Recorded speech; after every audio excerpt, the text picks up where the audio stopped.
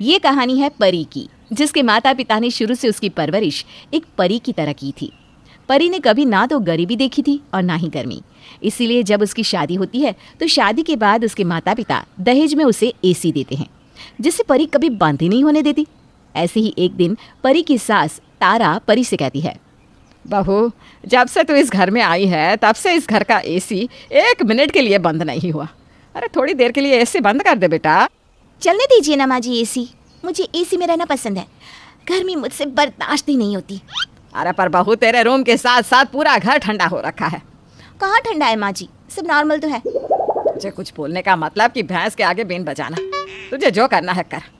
तारा परी को एसी बंद करने के लिए कहती है, पर परी है जो एसी बंद करने का नाम ही नहीं लेती। अब इसी तरह से कुछ दिन बीत जाते हैं। ऐसे ही एक दिन तारा की तबीयत थोड़ी खराब हो जाती है और वो अपनी बहू से कहती है, बहू, एसी का टेम्परेचर बढ़ा दे या एसी बंद कर दे। मुझे सर्दी हो गई है और बहुत ठंड भी लग रही है।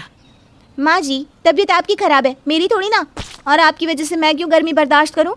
इसलिए अगर आपको ठंड लग रही है तो आप कंबल ओढ़ लीजिए। परी अपनी सास को कंबल निकाल कर दे देती है, पर एसी का टेम्परेचर ना ही तो बढ़ाती है और ना ही एसी को बंद होने देती है। परी की इन हरकतों से तारा तो परेशान होने लगती है, पर वो बेचारी चाह कर भी कुछ नहीं कर पाती, क्योंकि अब तारा जब भी परी को समझाती और एसी बंद करने को बोलती तो परी अपनी सास को ही ताने दे देती। मुझे तो समझ में नहीं आता माँ जी, आप सब गर्मी में कैसे रह लेते हो? पता नहीं एसी चलने पर आपको इतनी दिक्कत क्यों है? अरे बहू, हर समय एसी चलाकर नहीं रखा जाता, पूरा घर एसी की वजह से ठंडा रहता है। मुझे तो इस घर में रहकर ऐसा लगता है मानो जैसे मैं किसी घर में नहीं बल्कि शिमला में हूँ। और जब बाहर जाती हूँ तो इतनी गर्मी लगती है कि हल्की सी भी गर्मी बर्दाश्त नहीं होती मुझसे। तो माँ जी, आपको किसने कहा गर्मी बर्दाश्त करने के लिए? आपको, मुझे और राजीव जी को गर्मी ना लगी, इसीलिए तो मेरे पिताजी ने पूरे घर में एसी लगवाई है। बहू, जो तेरा मन करे वो तू कर, पर ये ताना मुझे मत सुना कि तेरे पिताजी ने एसी दी है। परी का ताना सुनकर तारा वहाँ से मुंह बनाकर चली जाती है, क्योंकि अब जब भी तारा परी को कुछ कहती, परी उसे यही ताना देती। इसलिए तारा अब परी से कुछ कहना ही बंद कर देती है। ऐसे ही एक दिन तारा की पड़ोसन किसी काम से तारा के घर में आती है और घर में आते ही उससे भी बहुत ठंडक महसूस होती है।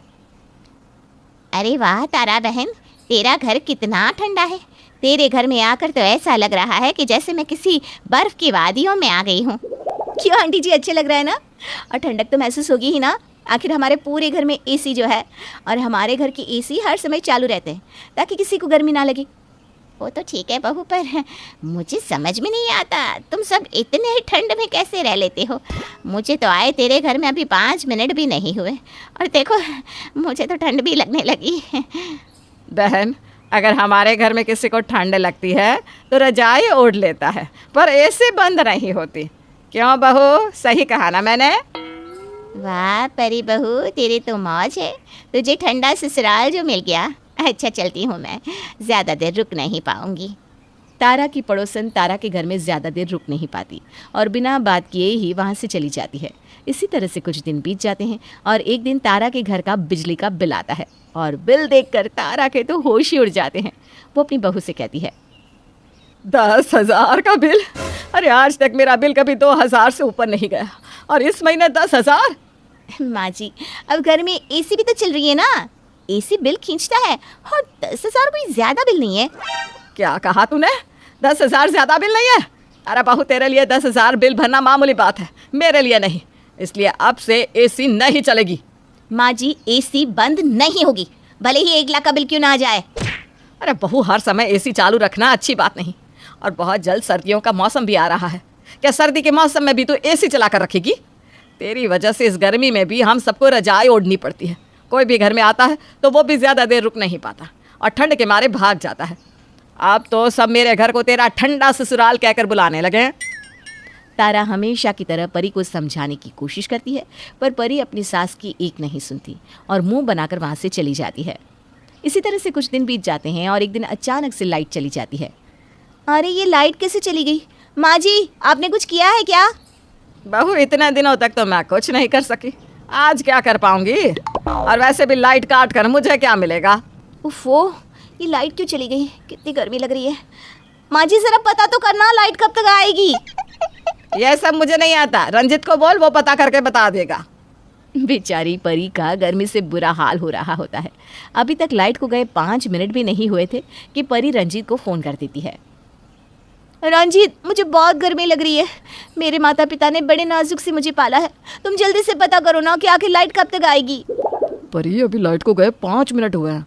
तुम आधा एक घंटा देख लो, अगर लाइट नहीं आएगी तो मैं फ़ोन करके पता कर लूँगा। इतना बोलकर रंजीत फ़ोन रख देता है और अपने कामों में व्यस्त हो जाता है।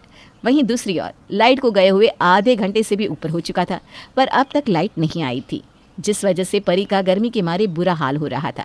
अब परी से रहा नहीं जाता और वो बार बार रंजीत को फ़ोन करके परेशान करने लगती है, पर रंजीत उसकी किसी भी फ़ोन का जवाब नहीं देता। और जब शाम को रंजीत घर आता है तो वो देखता है कि परी गर्मी से बेहाल है।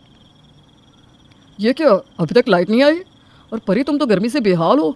चलो थोड़ी देर छत पर बैठ जाओ, हवा अच्छी चल रही है। तुम्हें मेरी कोई फिक्र नहीं है। सुबह से लाइट गई हुई है। मैंने तुम्हें फ़ोन किया था कि पता करो कि लाइट कब तक आएगी, पर तुमने मेरा ये छोटा सा काम भी नहीं किया, और तो और मेरे कॉल का जवाब देना भी बंद कर दिया। बहू, रंजीत से लड़कर कुछ नहीं मिलेगा, इसलिए तो मैं तुझे समझाती थी कि थोड़ी देर बिना एसी के रहे ताकि गर्मी बर्दाश्त हो सके। रंजीत, मैंने पता किया है, कुछ इलेक्ट्रिक प्रॉब्लम है। शायद आज रात तक लाइट ना आए, इसलिए आज हम सबको छत पर ही रात गुजारनी होगी। नीचे गर्मी बहुत है।